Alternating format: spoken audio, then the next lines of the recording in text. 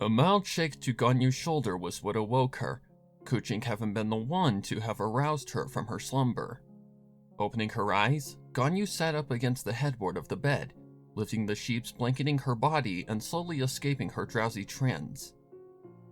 "Good morning," Keqing greeted.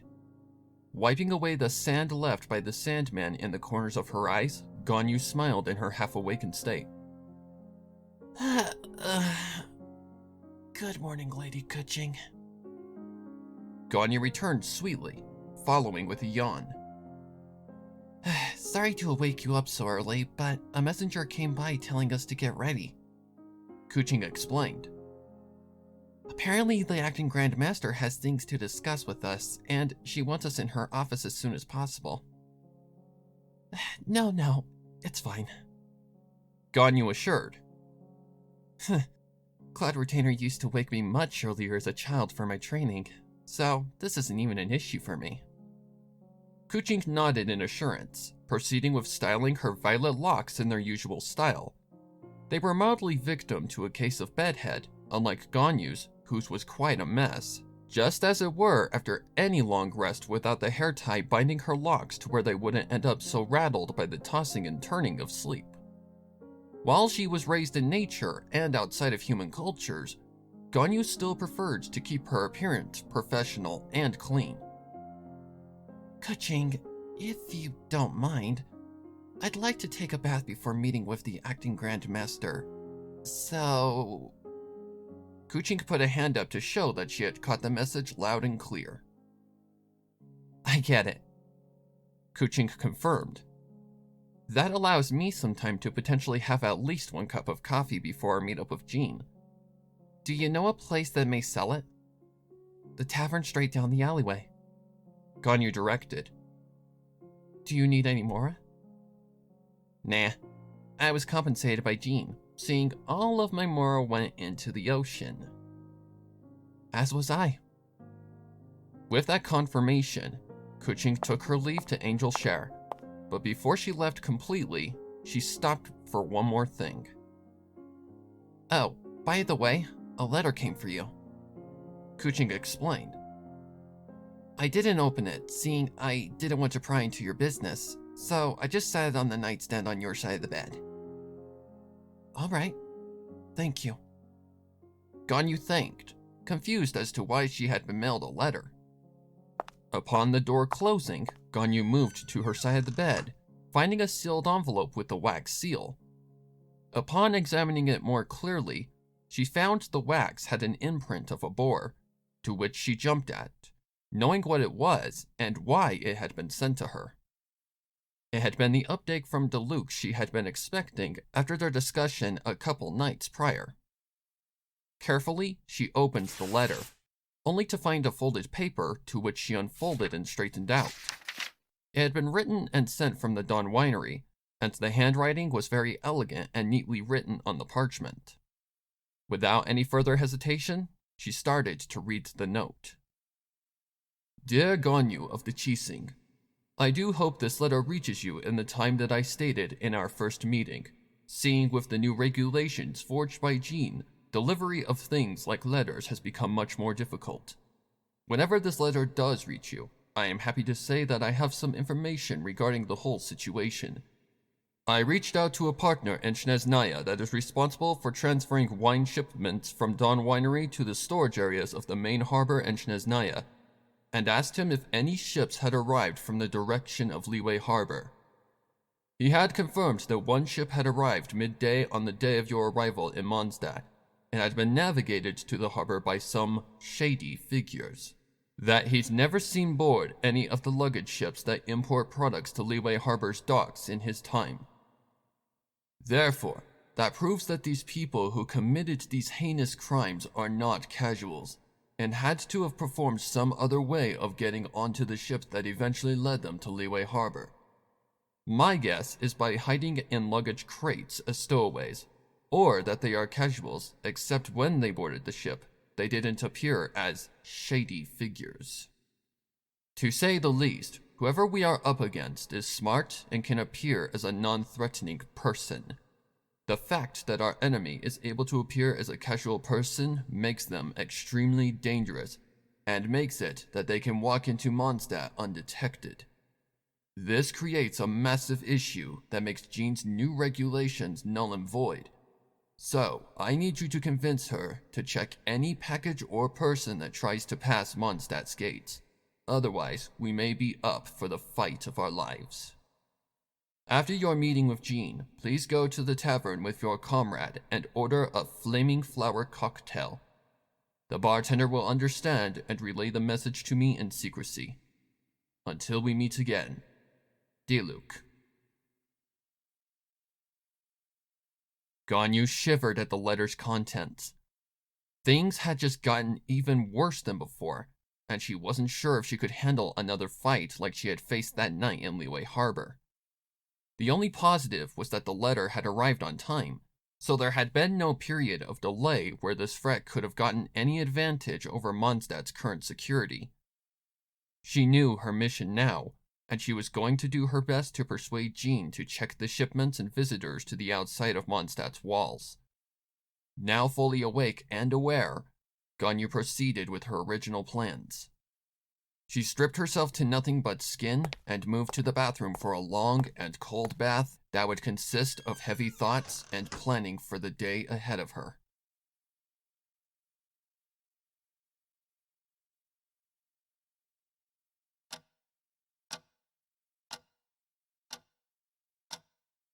Kaya, Amber, and a new face that Ganyu didn't recognize occupied Jean's office upon their arrival.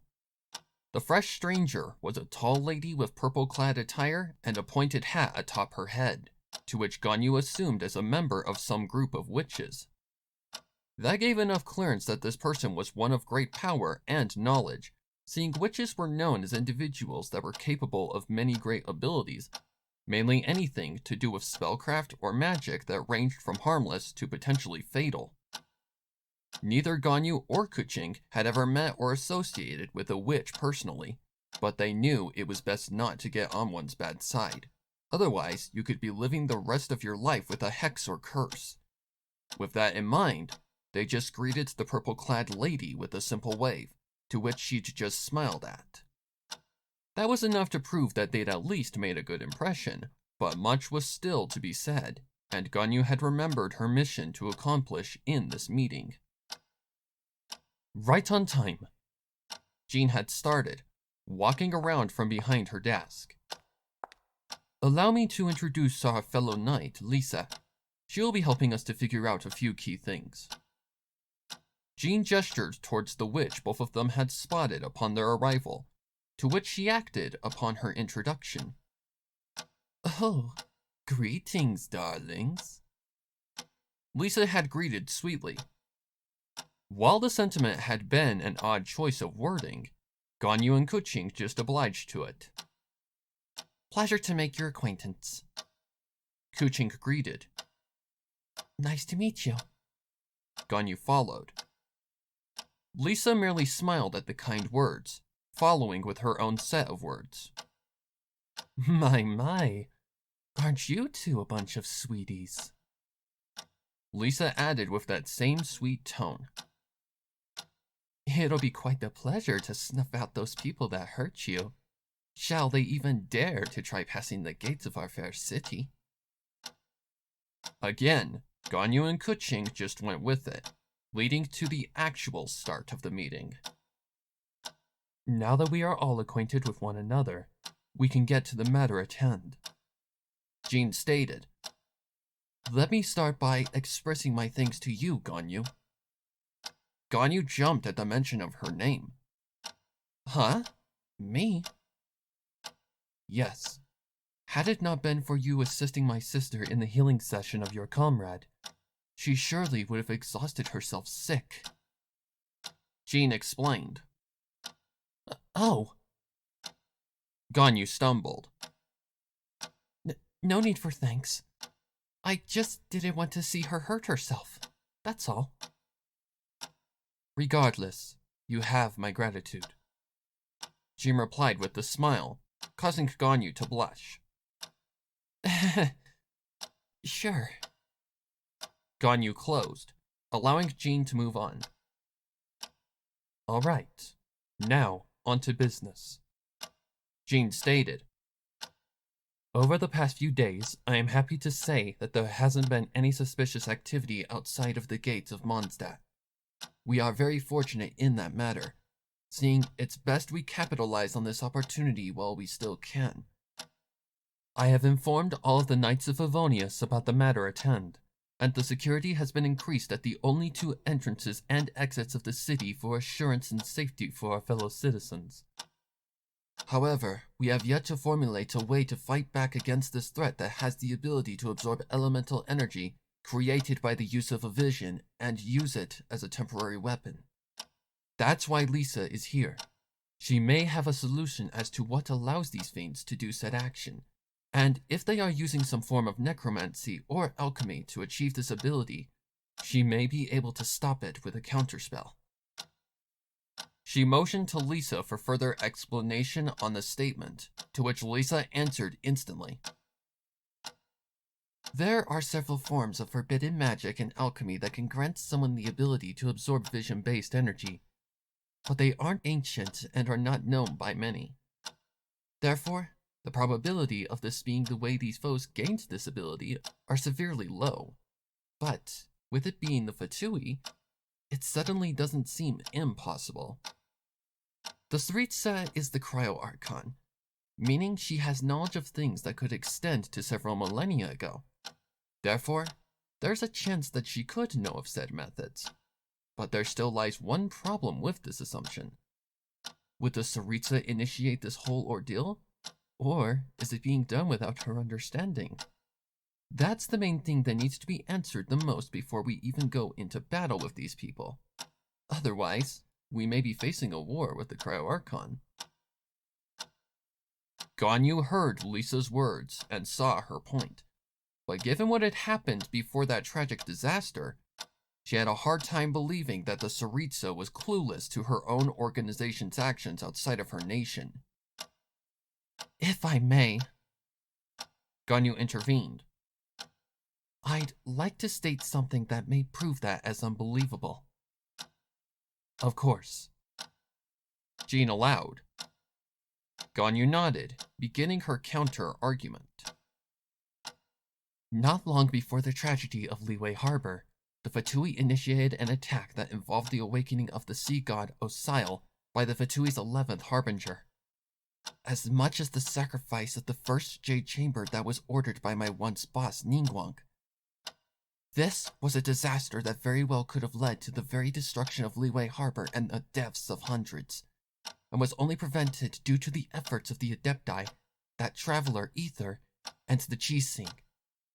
I find it hard to believe that something of that magnitude would go over the Tsaritsa's head, especially considering the amount of attention the whole thing received.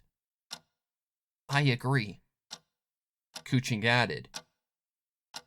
This wasn't a simple matter that could have been covered up in secrecy, seeing the entirety of Liyue Harbor saw and experienced it. It spread like wildfire after the dust settled, so it eventually would have reached the cryo-archon as well.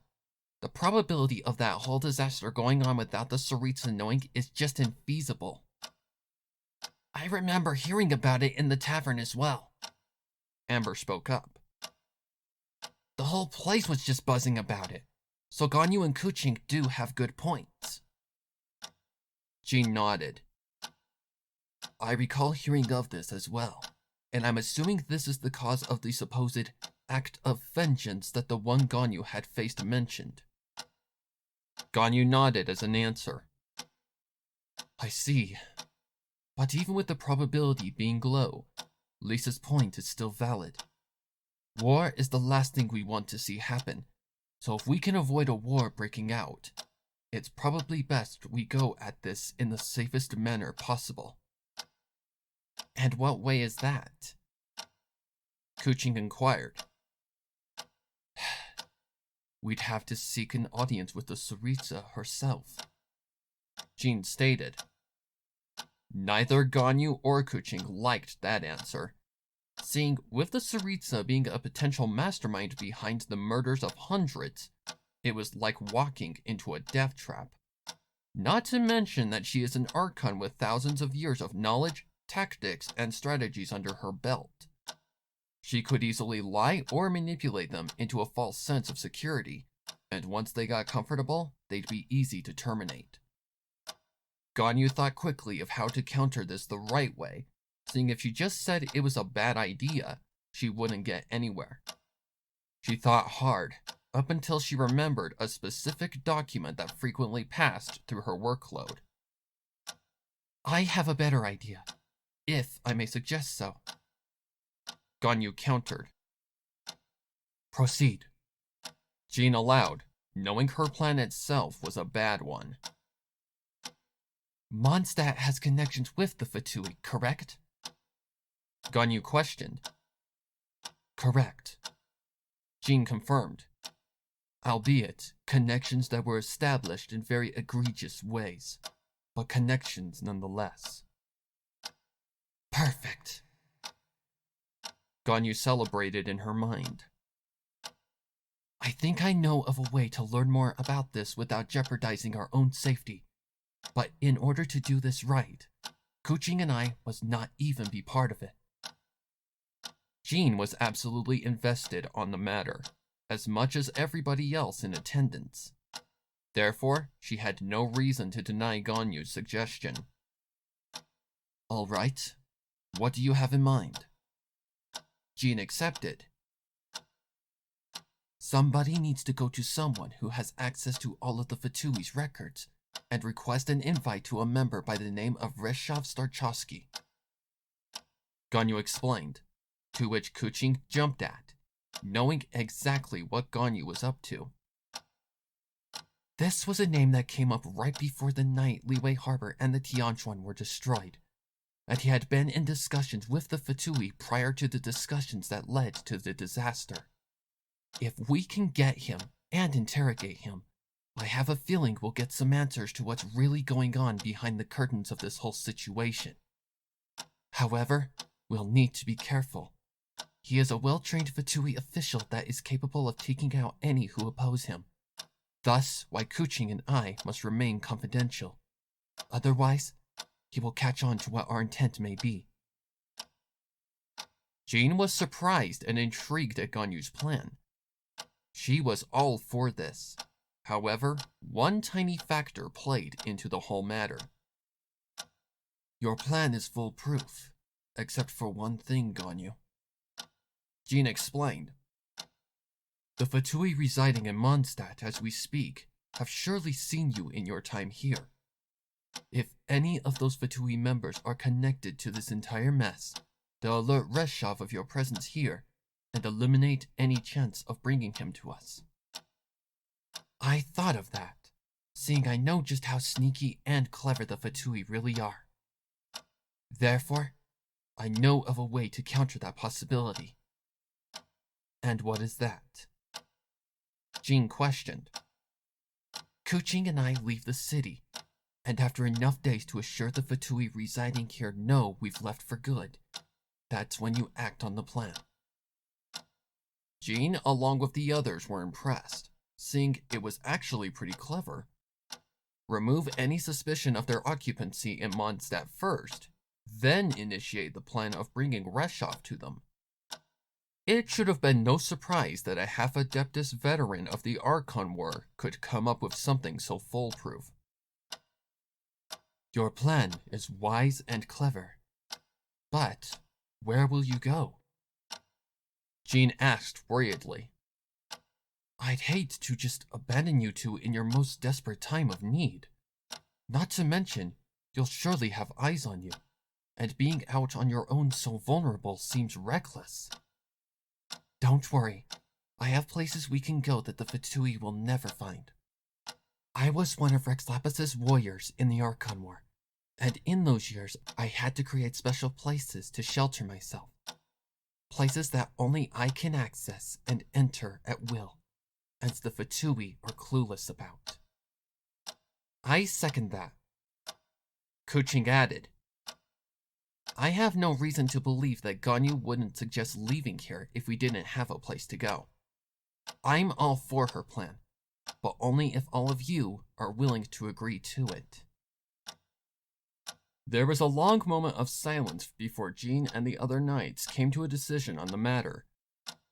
This was the best thing they had without going to the Sarita's homeland and putting themselves in potential danger, so they all decided it as the best option. All right, I will agree to this plan. Jean accepted. As will I. But you sweeties best be careful out there. Lisa followed. I agree too, but as soon as we have this guy, you best come back to Mondstadt where you're safe. Amber followed as well. Not the best plan I've heard, but I like your style. Kaya agreed. Jean nodded at her fellow company's decisions, moving her attention back to Lisa. Lisa, I want you to prepare the counterspells just in case Mr. Reshov has any tricks up his sleeve. We'll need to detain him very carefully and swiftly before we can even have a chance at interrogating him. So when the day comes that he passes through that gate, we must be our most focused to assure he doesn't get away. Very well. Lisa agreed. I'll make sure that bad boy is punished thoroughly for harming these darlings. With that assurance, Jean turned her attention to Kaya. Kaya, I want you to keep our security as it's been, as much as being sure to keep an eye on any Fatui who try to enter or leave. Remembering her mission requested by Diluc, Ganyu quickly added her input. You should also be sure to check any luggage or anything that could hide someone. It just might prevent a massive disaster from happening. Jean nodded at the suggestion, knowing Ganyu was right and had a great point. Be sure to add that to the protocol of entrance and exit requirements as well. I'll relay that information to the gate guards. Kaya agreed. Following that, Jean turned her eyes to Amber.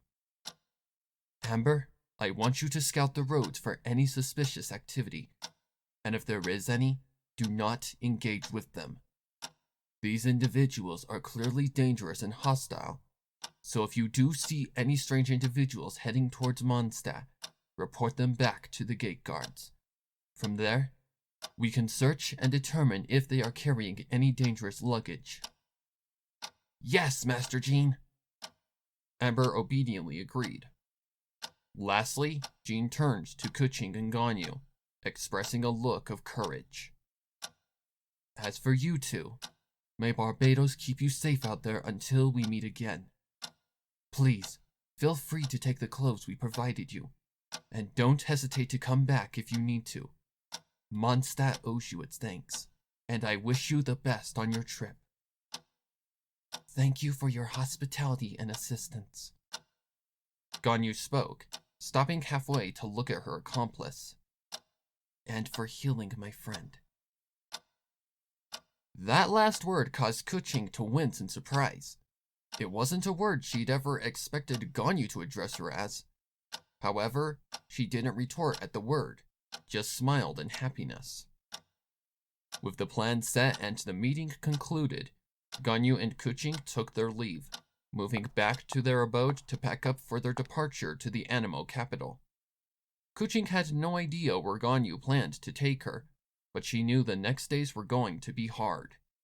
With the Fatui watching their every move, they would have to tread carefully from here, because failure was not an option. Reshov Starchovsky was the key to everything, and if they wanted to squeeze every bit of information possible out of him, they couldn't afford to misstep even once. Survive, focus, detain and interrogate the potential answer to all of this chaos. The game of retribution for Liyue Harbor had officially begun.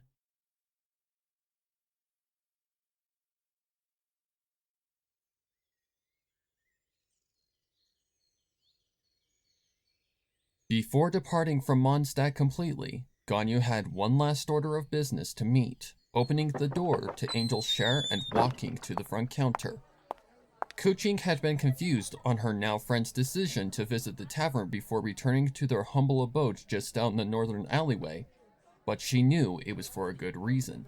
Much aware Ganyu wasn't a partaker in alcoholic beverages of any kind.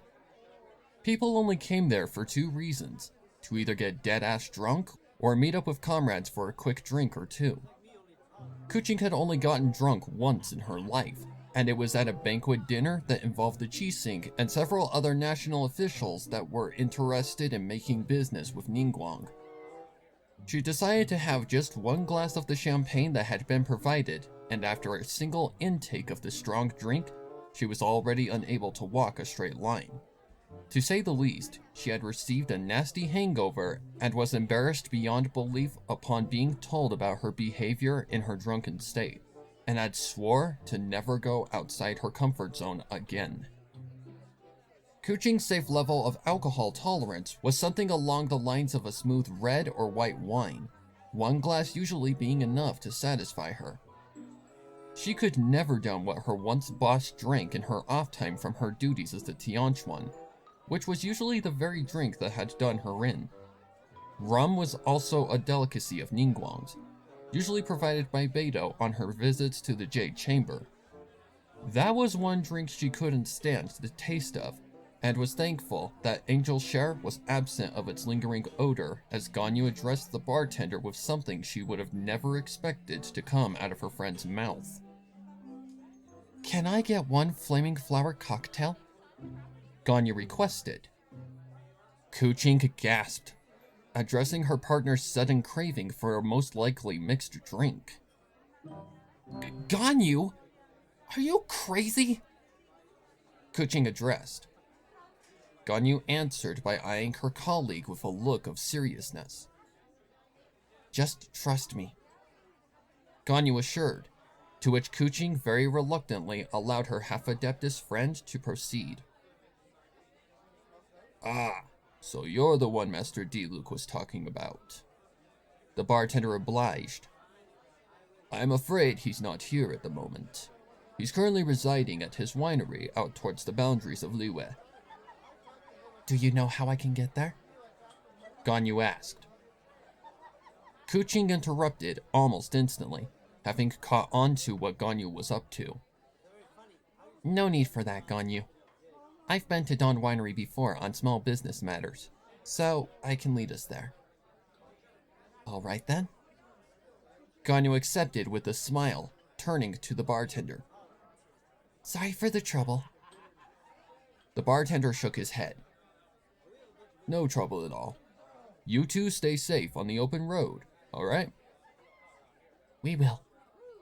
Ganyu finished, moving back to the exit along with Keqing. Upon leaving the establishment, Ganyu led Keqing back to their mini home to collect their spare clothes and weapons. Opening the door, Ganyu moved to collect her bow and stuff her extra attire into the bag that Jean had provided them for the road ahead. However, she was stopped by Keqing, standing with her arms folded.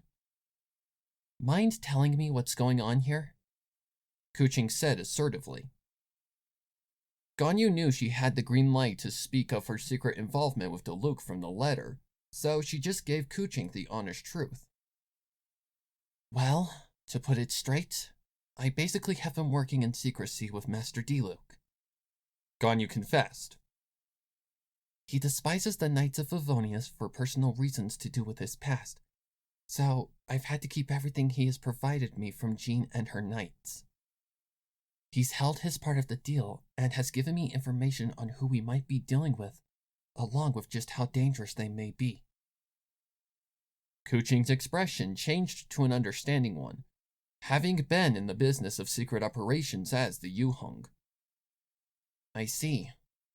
In that case, I'd like to know exactly everything that has been discussed between you and him," Keqing directed. Ganyu nodded. "When we get to Dawn Winery, everything will become clear. I promise," Ganyu proposed, to which Keqing accepted as a fair response. "Very well. Then let's get ready for the road." Keqing finished, moving to collect her sword and any other possessions. Once the two had gathered and double-checked the room for anything they may have missed, they exited the abode and started for the front gate of Mondstadt. Passing the bridge, the two took the right path that led directly to Springvale. Keqing led the way, being more familiar with the roads of Mondstadt's region and treacherous terrain.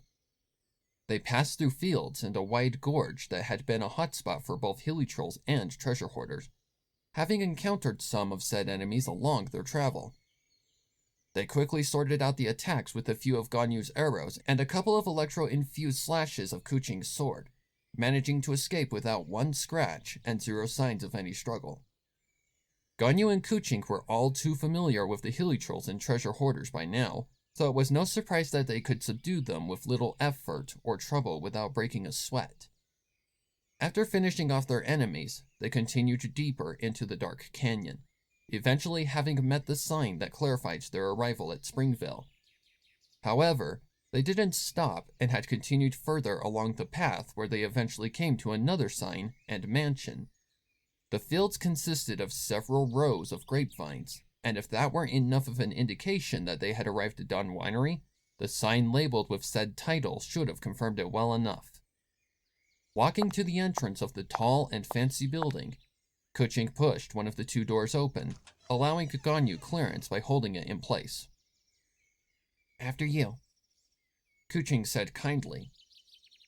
Ganyu accepted the offer and walked through the doorway into the luxurious abode that carried the faint scent of pinewood. Having never been to Dawn Winery, Ganyu was amazed and slightly confused at the infrastructure of the building. It seemed less like a winery and more like a home to someone of great wealth, given the interior design being composed of things that were not of the cheaper price range. The floor was made of marble tiles. There were several decorative pieces that could easily fetch a heavy price at an auction, and the entirety of the mansion didn't give any vibes that it belonged to someone of the lower bar of society. Less to say, it was quite a fascinating sight to Ganyu, usually more acquainted with nature and a work office. Upon eyeing the dining table just off to the right wall of the open room, they found the red-headed person of interest, currently engaged in reading over some letters. Keqing and Ganyu didn't interrupt, and just waited patiently for him to finish his current work, eventually receiving their reward of getting his attention after a short minute. "Ah, it's you two," Diluc greeted, setting his paperwork off to the side. "Please, have a seat." "Oh, don't let us stop you from finishing any of your work, Sir Diluc," Ganyu assured. No, it's fine. This is nothing necessarily important, so I can sort it out later." Ganyu nodded in agreement, then moved to the elongated table with Keqing, taking a seat across from her consultant. Upon tucking themselves up to the table, Diluc moved to greet his newest partner. "You must be the Yuheng that Miss Ganyu had mentioned prior." "No need for formalities, sir. Just call me Keqing." "As you wish. That name strangely rings bells, but I'm not sure if we've actually met before." "Oh, I've had to resolve some inconsistencies with paperwork related to Dawn Winery in the past, so you've probably heard my name through paperwork or your fellow employees." "That would make sense. But regardless, it's a pleasure to meet you in person at last." "The pleasure is all mine." Diluc nodded in agreement, moving on to the matter at hand. "Alright, now, on to the reason you're here. To make things simple, I met and struck a deal with your fellow co-worker here regarding the unexpected demise of your home. In doing so, I sent out requests to people who could in any way provide information about the Fatui's activities, and to put it straight, it's not looking good." Having gained Keqing's attention, Diluc proceeded with explaining what he'd provided Ganyu in her letter. The news had given Keqing a feeling of fear, seeing in reality, these Fatui agents could be literally anyone. After being provided everything he'd told Ganyu prior, She moved to giving Diluc insight on what had been discussed with Jean and the Knights. Alright, seeing you've been open with me, I'll respect your wishes of keeping this confidential to only us three. To put the meeting into a short but clear enough summary, Ganyu came up with a plan to potentially get information on who made the call to exterminate Liyue Harbor. The first order of business is to figure out if the Cryo-Archon is the mastermind of this madness, or if somebody else is pulling the strings. Otherwise, we could risk starting a pointless war with Snezhnaya. Diluc nodded in complete agreement. You are very wise in tackling the situation this way, seeing there is the chance that the Tsaritsa isn't calling the shots. A war is the last thing Teyvat needs right now, so finding the source is a great alternative to avoid potentially walking into a trap. Keqing nodded. Precisely, which is why we plan to lead someone who may be involved into our own trap. A certain Fatui official's name happened to come up just hours before the attack was initiated on Liyue Harbor, so we suspect he may have the information that we're looking for. So you plan to lead him into a trap to interrogate him for answers, correct? Yes. Jean already alerted us that someone involved with said official could have been watching us within Mondstadt. So we made a plan to leave the city to make it seem like we had no further involvement with the Knights of Favonius and had just come to Mondstadt for assistance with our injuries and such. After a week of us being absent from the city, Jean will make a request to invite our target to the Knights of Favonius headquarters, and we'll make sure he doesn't leave the city until after Ganyu and I have squeezed every piece of valuable information out of him possible. Diluc put a hand to his chin in thought, finding the whole plan very risky and the odds of success low. Your plan is good, but if this is a Fatui official of the higher ranks, then it's very much flawed. The official is one of Snezhnaya's higher branches named Reshov Starchovsky. I don't suppose you may know who he is?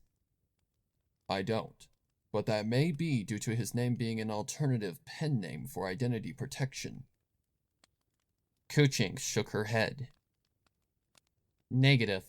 The name showed up in the Fatui's records after being investigated by one of the Tianquan's most trusted inquirers. Therefore, seeing it's on record, it's not a pen name. Diluc nodded. With that confirmation, I can gladly say that you are right, meaning tracking his activity in Snezhnaya will not be difficult. In fact, things just got a whole lot easier, but we still shouldn't underestimate him.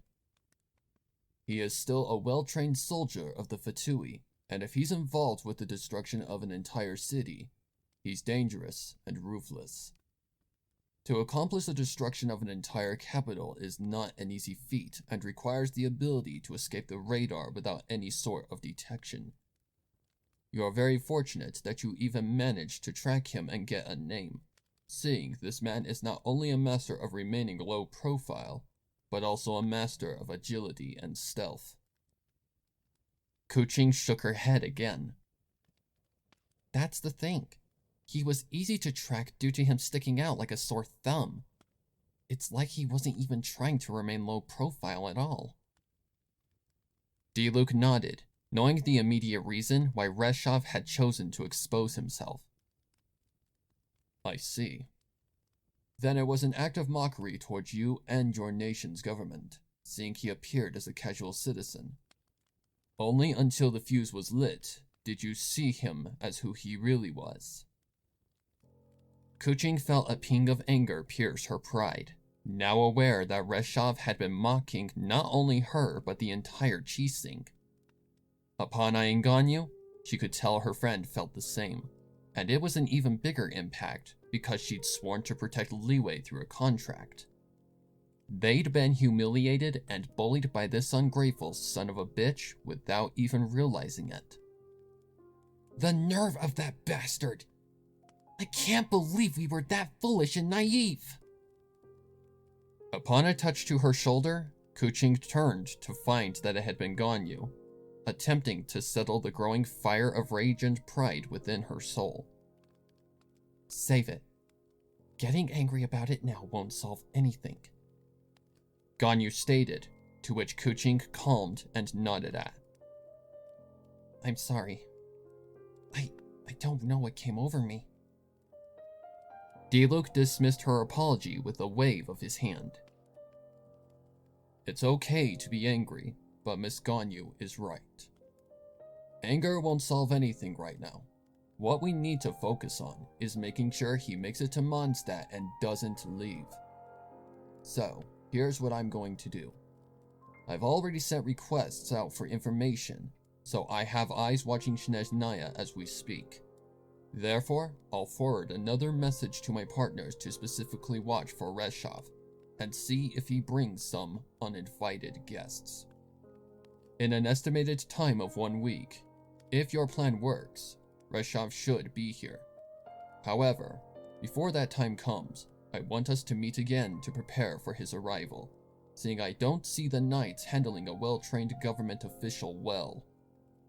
This is the first step to getting this whole situation to benefit our progress in delivering retribution to these savages, so we can't afford to make any mistakes. Keqing and Ganyu nodded, followed by one last statement from Ganyu. So, what do we do until you receive word from your inquirers? Simple. We wait. Seeing you have no other place to go, you two are more than welcome to take hospitality here. Ganyu shook her head. No, we possibly couldn't. It's no trouble, seriously. We have plenty of space for you, and it's the least I can do for you after your tragic loss of your home. Well, if you insist, I guess we can. We accept. Keqing interrupted, finishing the debate entirely. Perfect. I'll get you accommodated shortly. For now, feel free to have a look around.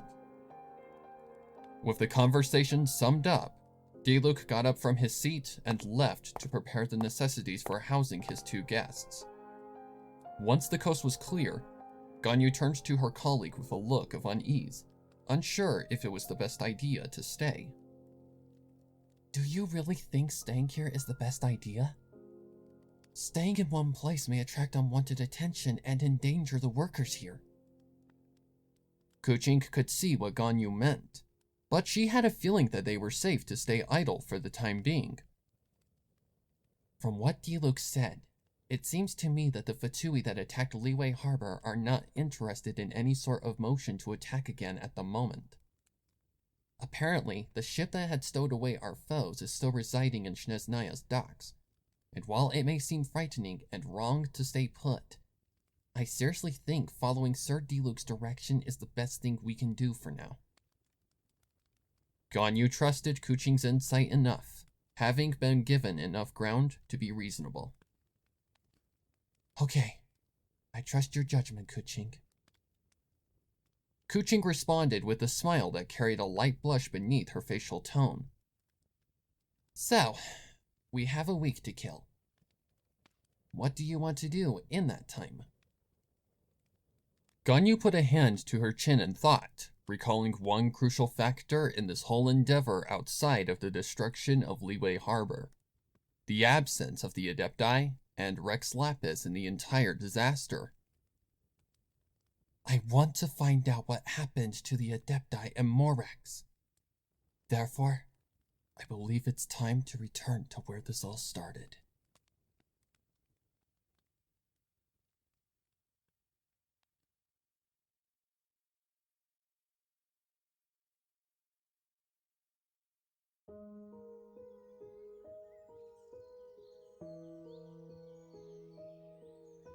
Faint remnants of smoldering smoke, ash, and rubble had been all that had remained of the capital once known as Liyue Harbor upon Ganyu and Keqing's return.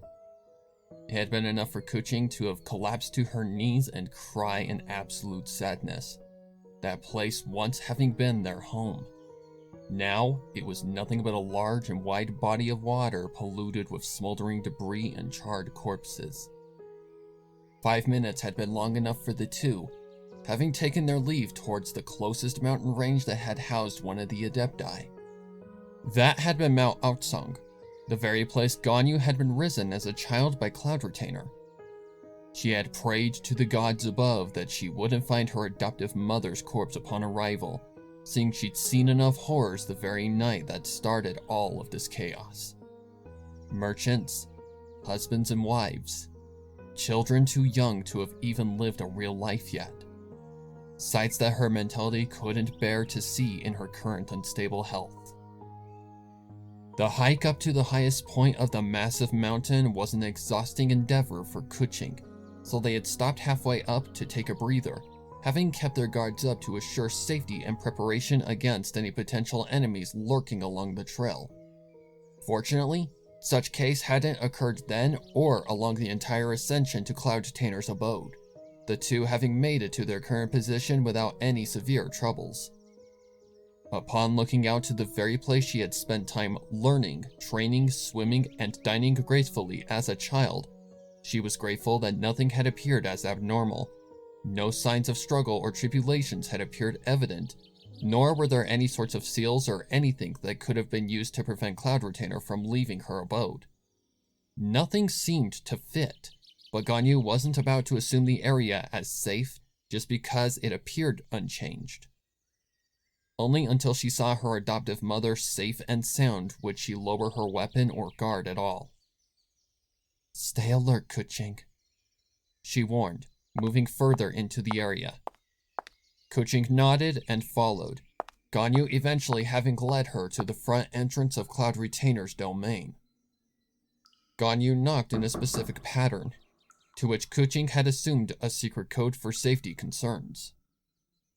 "Cloud Retainer, it's me, Ganyu," Ganyu assured, stepping back and hoping for a response. A good amount of time followed, but no response came, giving Ganyu enough assurance that something was definitely off. "This isn't right. Cloud Retainer rarely leaves her abode, except for something regarding the other Adepti," Ganyu explained with worry in her voice. "Considering she was your guardian, I have no reason to not believe you. I know this may sound bad, but is there any chance the Fatui could have infiltrated the domain?" Ganyu caught on, not even wanting to believe that possible. "Unless they know a secret knock code that only those who she trusts are aware of, there's no way an outsider could pass the entrance. Even if they possibly did, they'd have to use Adeptus Art to break through the actual entrance to her inner home, something only Adepti are capable of doing." Keqing was impressed by the amount of security Cloud Retainer had to her abode, but aside from that, the mystery of the Adepti having no interference in the attacks on Liyue Harbor had grown even more mysterious. "No sign of a struggle, no trace of any sort of attack aimed towards Cloud Retainer, but yet she's still absent. What in the world happened that night?" Keqing thought to herself aloud. "I'm not sure, but I believe to get a clear picture, we must check all of the remaining Adepti's homes throughout Liyue," Ganyu stated. Keqing nodded in agreement. "If one is absent, who's to say that all of them are? Let's hope I'm wrong." Keqing and Ganyu had followed up with their plan, having traveled across the peaks of Liyue's mountain range, only to find the same exact case with the other domains. Keqing had unfortunately been right, and now the two had no idea where to go, nor could they even make a guess on where the Adepti may have gone. That same thesis went along with Rex Lapis as well, seeing he had normally resided in Liyue Harbor, but it was nothing but ruins now. Even with lightning speed, Morax was a god, and even if his power wasn't at its maximum, he easily could have dealt with these superhuman monsters. If he had been in Liyue Harbor that night, none of this would be happening. Ganyu knew that, and so did Keqing, but traveling the mountains had left both of them exhausted, so they had decided to call it a night. Ganyu hadn't lied to Jean about her having secret hideaway spots throughout Liyue, and had led Keqing to one close to the base of the last mountain they had climbed to the very top of.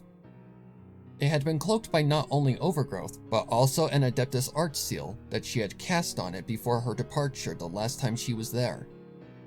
While being only half Adeptus, Ganyu still had some knowledge of the Adeptus arts, and had used it throughout the Archon War to stay safe. Using Keqing's sword to cut the overgrowth away, Ganyu had used some kind of special password to allow her and Keqing entry, to which clearance had been given and the two had taken shelter in their temporary hideout. It wasn't anything special, just a small cave with enough room for two occupants that hadn't seemed to have even aged from Ganyu's last time there. The branches in the fire pit were still healthy, the walls of the cave were sturdy and solid, and even the footprints from Ganyu's last time were still imprinted firmly in the loose dirt. The prints were only a few inches smaller to Ganyu's current size, to which Keqing wasn't surprised at all, knowing full well that Qilin aged much slower than an average human like herself. If only one of us had a pyro vision, Ganyu said, taking a seat against the smooth stone wall of the cave. Oh, don't worry.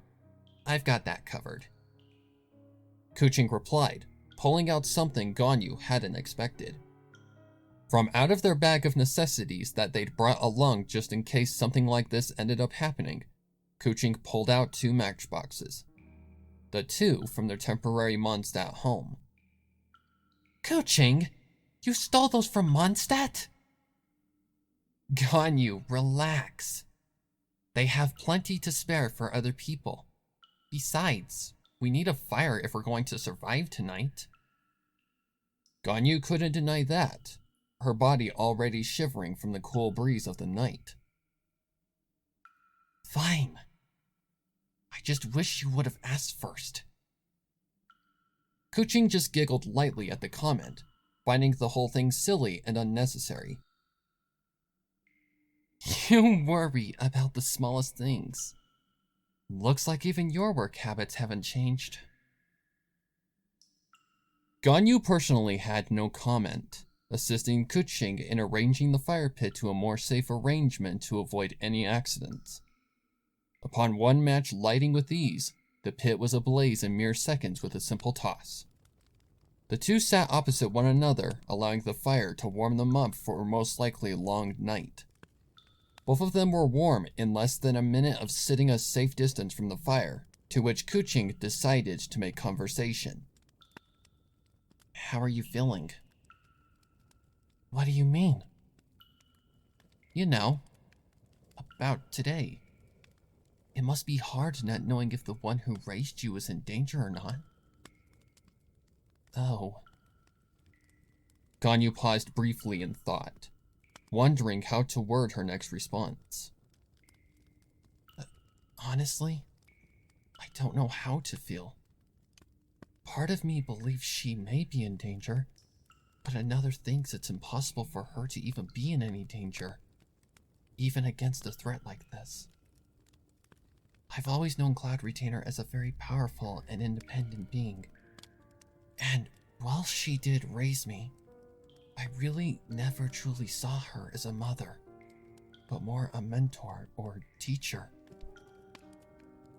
I can see why you'd think that, given what I saw of her during our defense against Osile. However, I also could see that she cared for you and considered you one of her own behind all of the Adeptus nature. Oh, I never doubted that she loved me in her own special way. Otherwise, I probably wouldn't have even attempted to try living amongst humans. Outside of training and learning what I needed to survive, she always did give me time to be a child.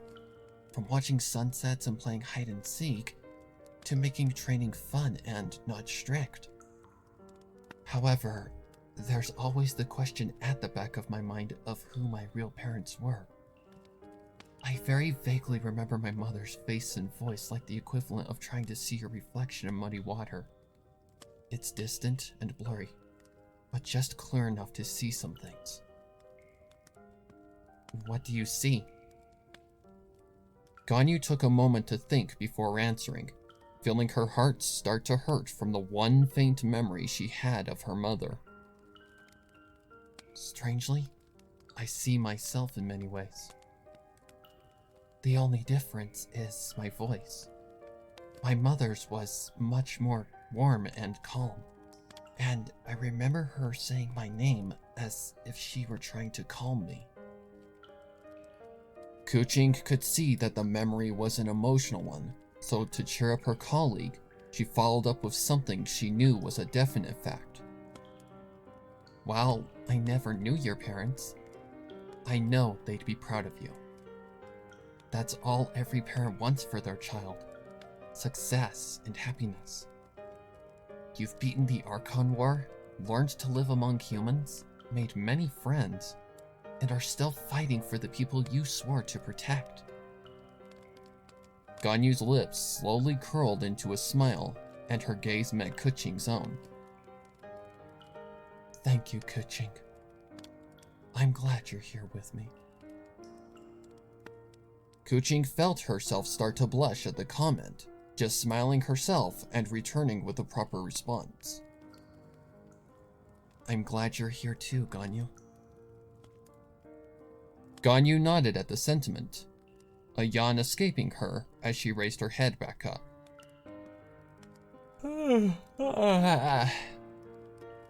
I'm going to take a rest, Ganyu assured, moving her body onto the hard ground to go to sleep, up until Keqing intervened.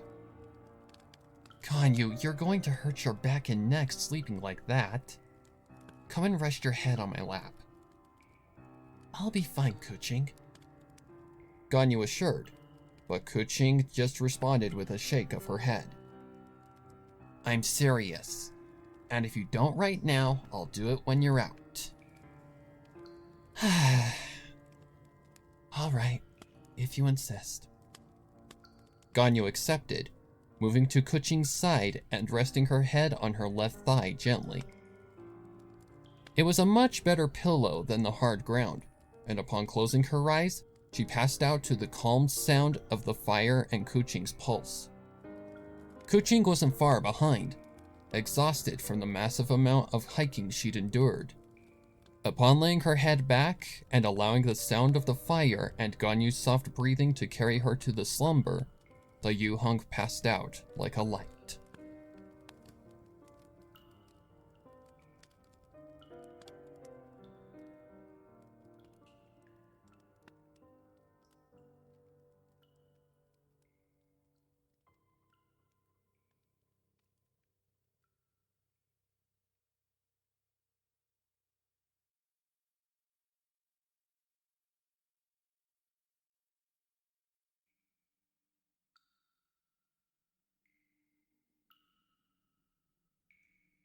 The next day was a rough one, Ganyu waking first and sitting up from her colleague's lap. It was slightly chilly, but the fire had managed to carry enough heat to last them the entire night. Upon looking towards the cave opening, Ganyu could see sunlight peeking through. That led her to taking the initiative to go out and search for some kind of breakfast, seeing they still had a long trip ahead of them back to Dawn Winery and needed every bit of energy they could get for the road. Quietly, Ganyu grabbed her bow and exited the cave, out into the open nature of Liyue. The light of the day temporarily blinded her vision, but once she adjusted to the bright radiance of Teyvat's sun, she took a look around her current area.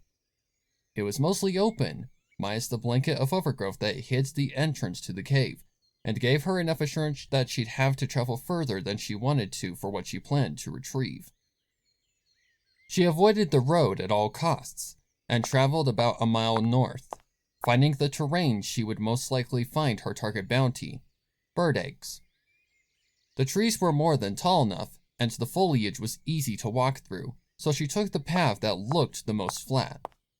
She could tell it was an animal trail by its width and pattern, most likely having been made and traveled by a boar or deer over the span of 2 years.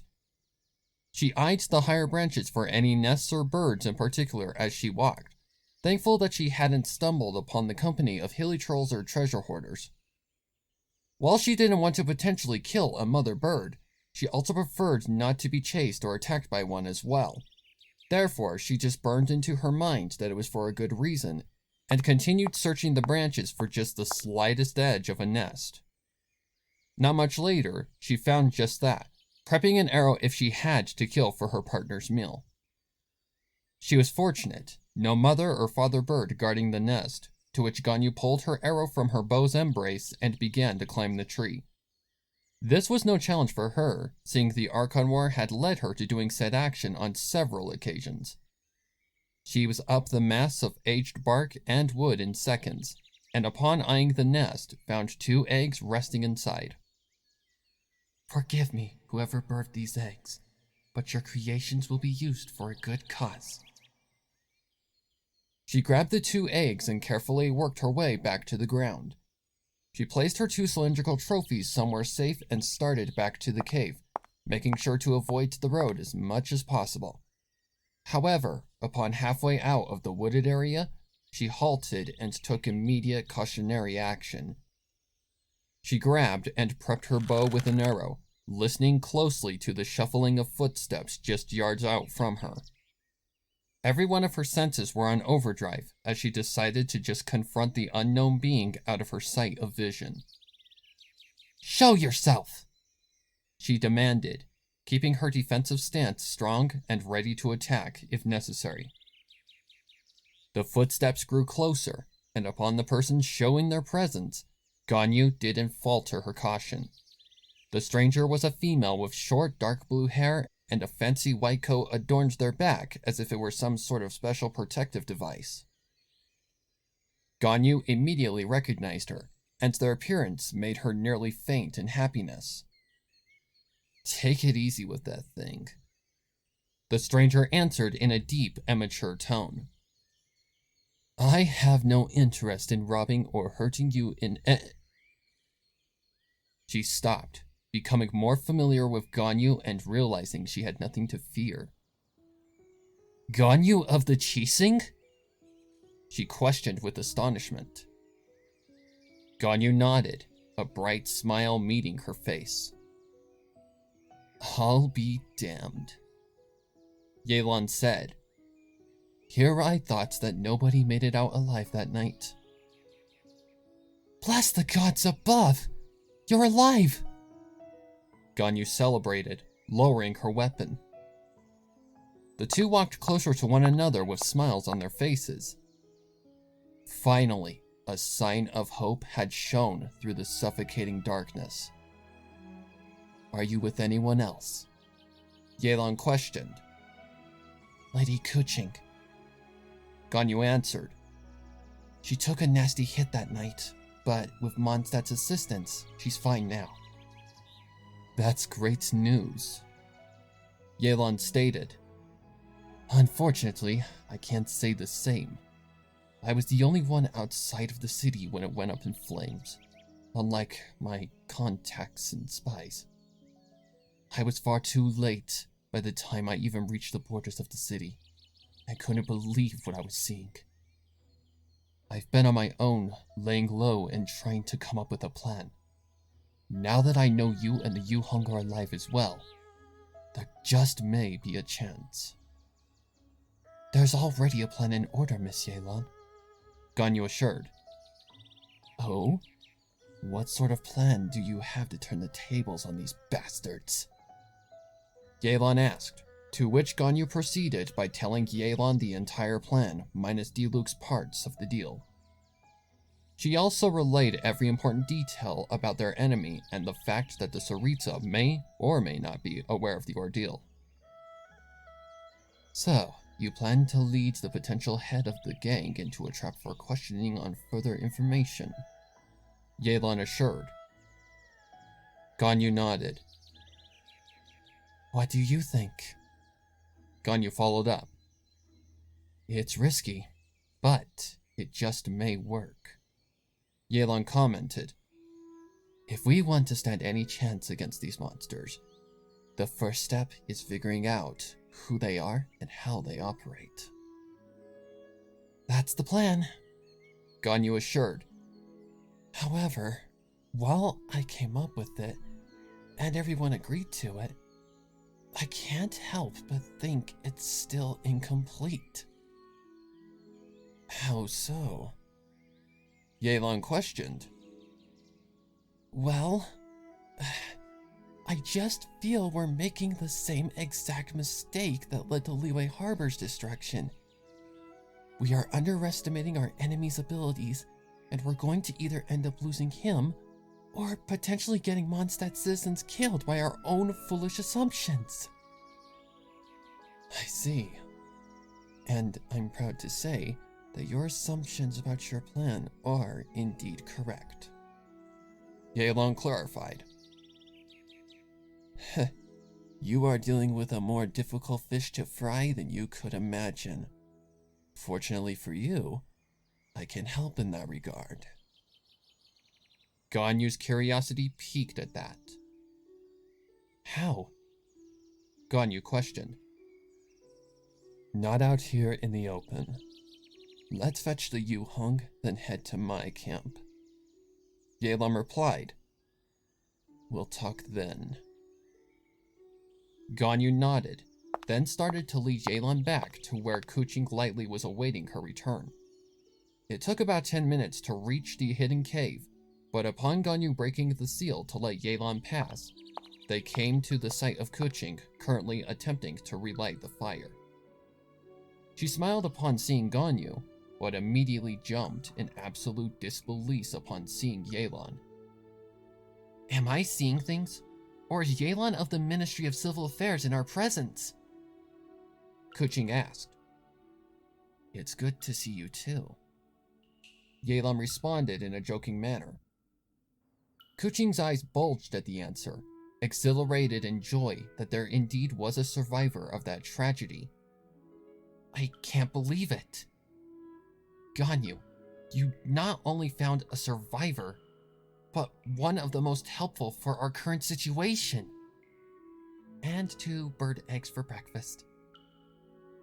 Ganyu added shyly, presenting her bounty to Keqing. Keqing felt a blush adorn her cheeks at the sentiment as Yelan spoke up.